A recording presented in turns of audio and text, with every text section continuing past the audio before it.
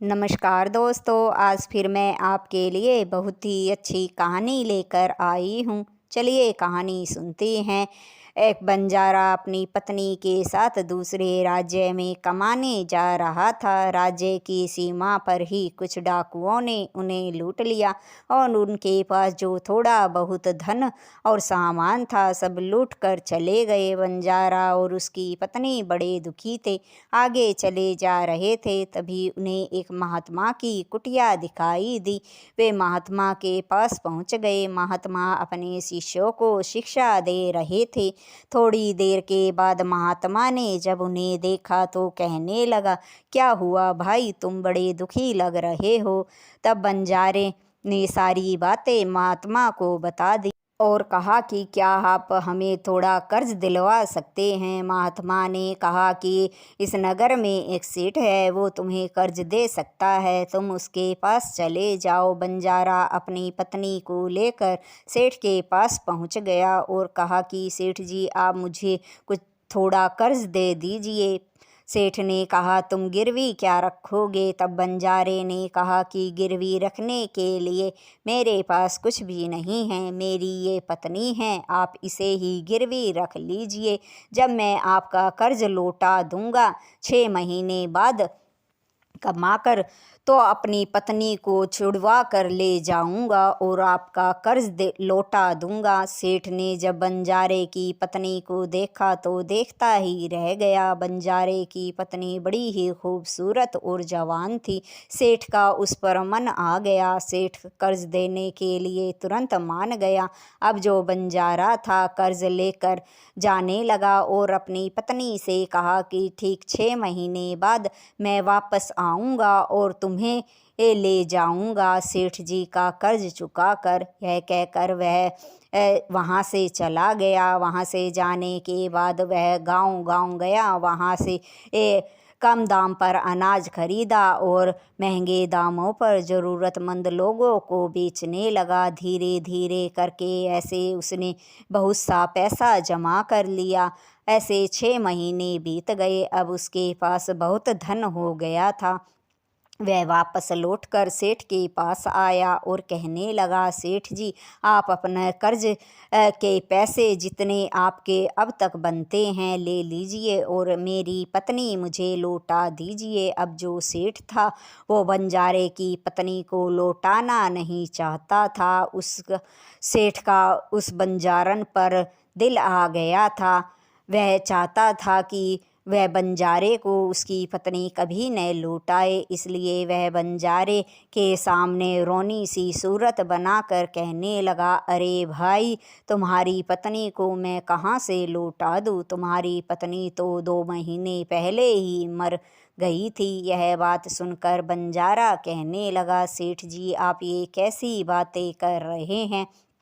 तब सेठ ने कहा कि हाँ भाई, ये सच है।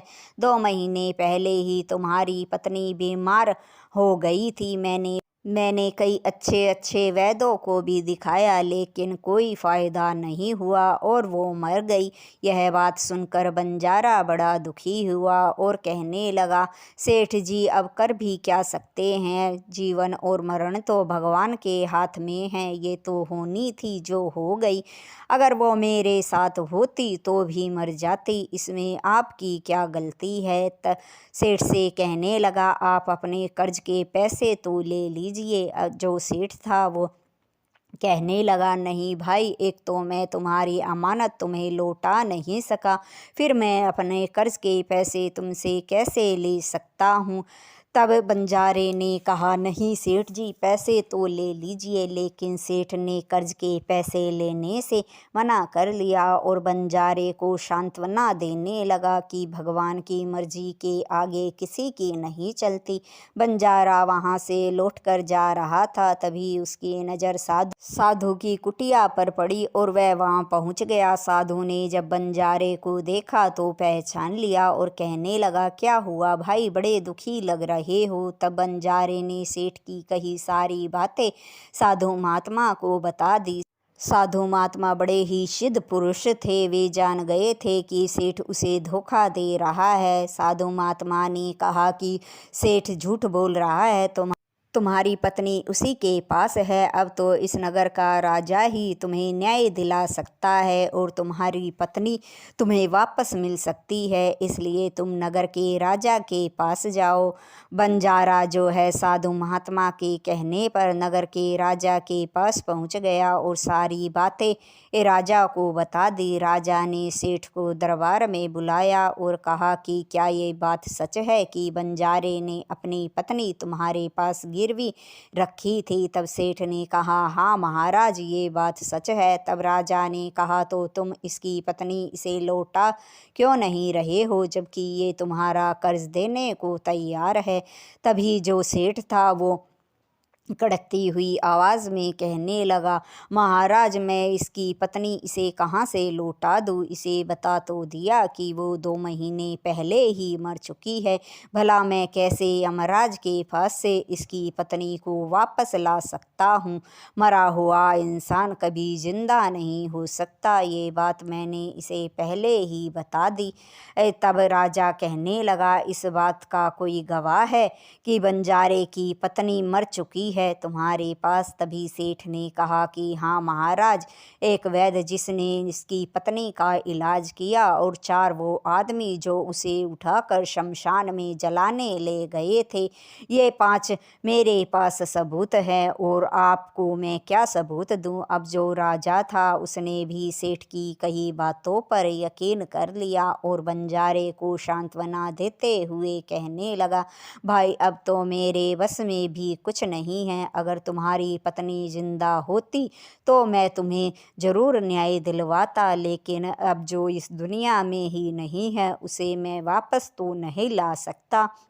यह कहकर उस राजा ने बंजारे को सांत्वना दी और वहाँ से भेज दिया। बंजारा वापस चलकर साधु महात्मा के पास आया। साधु महात्मा के पूछने पर बंजारे ने राजा और सेठ की सारी बातें साधु महाराज को बता दी। तभी साधु महात्मा कहने लगे कि मुझे नहीं पता था कि राजा इतने विवेकहीन हैं, उन्होंने तुम्हारे साथ न्याय नहीं किया। तभी बंजारे से साधु महात्मा ने कहा, तुम दोबारा राजा के पास जाओ और राजा से कहना कि वो अपने राज सिंहासन पर केवल 2 घंटे के लिए मुझे बैठकर न्याय करने की आज्ञा दें।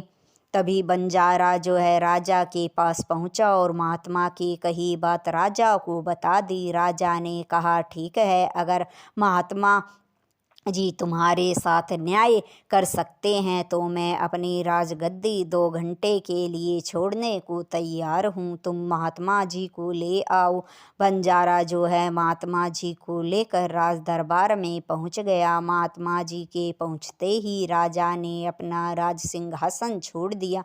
उस पर महात्मा जी जो थे राजा बनकर न्याय करने के लिए बैठ गए। तभी महात्मा ने सेठ से कहा कि क्या तुम्हारे पास ये कोई सबूत है कि बंजारे की पत्नी मर चुकी है? तभी सेठ ने कहा, हाँ, ये वैद्य जी जिन्होंने उनका उपचार किया था। तभी साधु महात्मा वैद्य की तरफ देखते हुए कहने लगे, क्या ये बात सच है कि बंजारे की पत्नी का इलाज आपने ही किया था? वैद्य कहने लगे कि हाँ, मैंने ही बंजारे की पत्नी का इलाज किया था। तभी साधु महात्मा कहने लगे, क्या तुम बंजारे की पत्नी का इलाज करने के लिए सेठ जी के घर जाते थे या फिर बंजारे की पत्नी दवा लेने के लिए तुम्हारे पास आती थी? तभी वैद्य ने कहा कि नहीं, न तो बंजारे की पत्नी मेरे पास दवा लेने आती थी और न ही मैं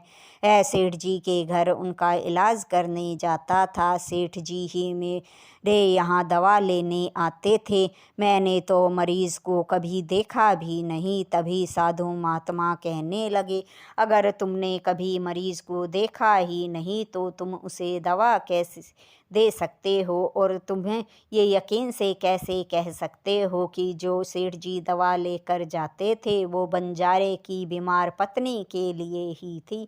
वो किसी और के लिए भी तो हो सकती है। तभी वैद्य कहने लगे कि हो सकता है कि सेठ जी किसी और के लिए दवा ले जाते हों, क्योंकि मैंने बंजारे की पत्नी को कभी देखा ही नहीं। मुझे नहीं पता कि सेठ जी बंजारे की पत्नी के लिए दवा ले जाते थे या किसी और के लिए, पर दवा तो मेरे यहाँ से ज़रूर लेकर जाते थे। तभी साधु महात्मा कहने लगे, ये तो घोर अपराध है कि बिना मरीज को देखे आप उसे दवा दे देते थे। आप दवा की जगह मरीज को जहर भी तो दे सकते हो, जिसे खाने के बाद बंजारे की पत्नी मर गई। ये तो जघन्य अपराध है, इसकी सज़ा तो आपको मिलनी चाहिए। तब वैद्य जी कहने लगे, महात्मा आप ये क्या कह रहे हैं? मैं एक वैद्य हूँ और मरीज़ की जान बचाना मेरा कर्तव्य है। अगर मैं दवा की जगह जहर दूंगा तो इससे तो मेरी प्रतिष्ठा भी खराब होगी। मैं ऐसा नहीं कर सकता हूँ। तब ये महात्मा कहने लगे, लेकिन तुमने अपराध तो किया है, बिना मरीज को देखे उसे दवा दी है। अब मैं कैसे मान लूं कि बंजारे की पत्नी आपकी दवा से नहीं मरी और किसी कारण से मरी है? इसलिए मैं सिपाहियों को आदेश देता हूँ कि तुम्हें 50 कोड़े लगाए जाएं और तुम्हारा मुंह काला करके सारे नगर में घुमाया जाए। महात्मा की ये बात सुनकर वैद्य घबरा गया और कहने लगा, महात्मा जी मुझे माफ़ कर दीजिए, मुझसे गलती हो गई, लेकिन मैंने तो कभी बंजारे की पत्नी को नहीं देखा। ये सब तो अ, सेठ जी ने मुझसे कहने के लिए कहा था और इसके लिए मुझे 1000 रुपये दिए थे और कहा था कि अगर गवाही देनी पड़े तो ये सब कह देना। मैंने उनके कहने पर ही ये कहा। तभी साधु महात्मा कहने लगे, तुमने सेठ के कहने पर झूठी गवाही दी है, इसके लिए तुम्हें 10 कोड़े तो ज़रूर लगेंगे। तभी राजा के आदेश पर सैनिकों ने वैद्य को 10 कोड़े लगाने शुरू किए। कोड़े जैसे जैसे वैद्य के शरीर पर पड़ रहे थे वह चिल्ला रहा था और कह रहा था कि मुझे छोड़ दो, मैं मर जाऊंगा। उसके शरीर पर कोड़े पड़ते देखकर बाकी के जो 4 लोग जो सेठ के गवाह थे वे भी डर से कांपने लगे। तभी साधु महात्मा ने उन चारों से कहा कि क्या तुम ही वो 4 हो जो बंजारे की पत्नी को शमशान जलाने के लिए ले गए थे? अब वे डरते डरते कहने लगे, हाँ साधु महात्मा जी, हम ही वो 4 हैं जो अर्थी को शमशान जलाने के लिए ले गए थे। तभी महात्मा ने कहा, अच्छा तो ये बताओ, जब आदमी मरता है तो उसके शरीर को मरने के बाद नहलाया जाता है, नए कपड़े पहनाकर अर्थी पर लिटाया जाता है। क्या तुमने अर्थी पर लेटे हुए इंसान को देखा था? तभी चारों कहने लगे, नहीं महात्मा, हमने अर्थी पर लेटे इंसान को नहीं देखा था। तब महात्मा कहने लगे, फिर तुम उसे शमशान जलाने के लिए कैसे ले गए जब तुमने उसे देखा ही नहीं कि वो मरा हुआ है या जीवित है? ये भी तो हो सकता है अर्थी पर लेटे हुआ इंसान जीवित हो या फिर किसी जीव के काटने से बेहोश हो गया हो और तुम उसे मृत समझकर जलाने के लिए शमशान में ले गए। तभी चारों जो है घबरा गए और कहने लगे, ये हमें नहीं पता कि वो जीवित था या मरा हुआ था, हम तो अर्थी को शमशान ले गए थे। तभी महात्मा जी कहने लगे, ये तो घोर अपराध है, हो सकता है तुमने किसी जीवित आदमी को जला दिया हो, तो इसके लिए तो तुम्हें चारों को मृत्यु दंड मिलना चाहिए। महात्मा की ये बात सुनकर चारों घबरा गए और कहने लगे, महात्मा जी हमें माफ़ कर दीजिए, हम किसी को जलाने के लिए शमशान नहीं ले गए, बल्कि सेठ ने हमें पैसों का लालच देकर ऐसी गवाही देने के लिए कहा था। हमने किसी को नहीं जलाया। सेठ के कहने सेठ के कहने पर ही हमने ऐसी गवाही दी थी। तब साधु महात्मा ने सेठ से कहा कि अब तो सच्चाई सबके सामने आ गई है। तुम बंजारे की पत्नी को जबरन अपने पास रखे हुए हो और इसकी सज़ा तुम्हें 6 महीने की हो सकती है। या तो तुम बंजारे की पत्नी उसे लौटा दो या फिर मैं तुम्हें 6 महीने की सज़ा और 50,000 जुर्माना तुम पर लगा दूं। यह बात सुनकर सेठ घबरा गया और उसने अपने नौकर से बंजारे की पत्नी को अपने घर से लाने के लिए कहा। बंजारे की पत्नी थोड़ी ही देर में नौकर के साथ महल पहुंच गई। तब साधु महात्मा ने बंजारे की पत्नी उसे लौटा दी और सेठ से कहा कि तुमने जघन्य अपराध किया है। किसी दूसरे की पत्नी को बिना उसकी मर्जी के अपने पास रखने का जो तुमने अपराध किया है उसके लिए तुम्हें 6 माह की सज़ा और 50,000 रुपये का जुर्माना देना पड़ेगा।